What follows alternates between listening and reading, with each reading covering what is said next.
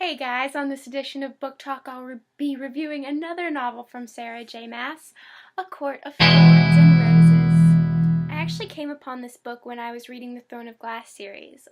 I'd caught up with the series and I was waiting for Queen of Shadows to come out, and I wanted more Sarah J. Maas material. So I looked her up, and here was this little beauty on Goodreads. It had great reviews on Goodreads and Barnes & Noble, so I figured, what the heck, I'll totally read this. Little did I know what I was in for, but before we get to my reactions, let me tell you a bit about the plot. So Sarah J. Maas does this thing where she takes classic stories and recreates them with her own twists.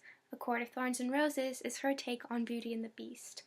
And I love the story of Beauty and the Beast. So while I was reading, I found the little hints and clues as to that was the story she was getting at. I found those great. I love them so much.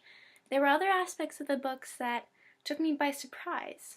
I expected more Throne of Glass, and what I got was more, well, A Court of Thorns and Roses. It's kind of hard to explain, so let me show you. Basically, if you're a fan of Throne of Glass, check this book out. Right now I'm starting the book where she's a hunter, similar to Katniss. The main character's name is Farah. Here she is talking about her actions, her past actions with her father. As you can see, I'm not really into that life.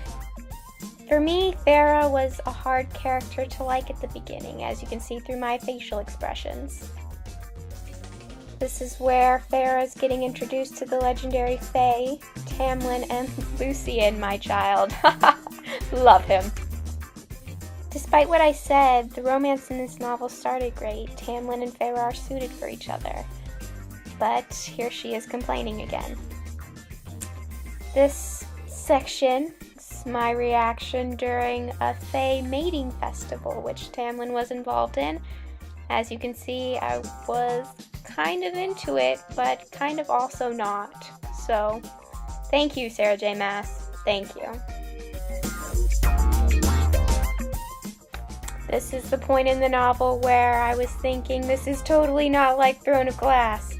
What have I started reading? I should put it down, but of course, like any good reader, I could not put it down, and I kept reading.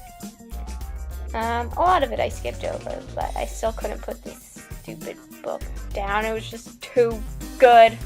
Ugh. In case you're wondering, Tamlin has just come back from this festival, and him and Farah are having a very intense argument. It was kind of weird, but she also sassed him, which was very entertaining. And here I am at the end of the book, digesting the sack full of bricks the plot left at the end of the book.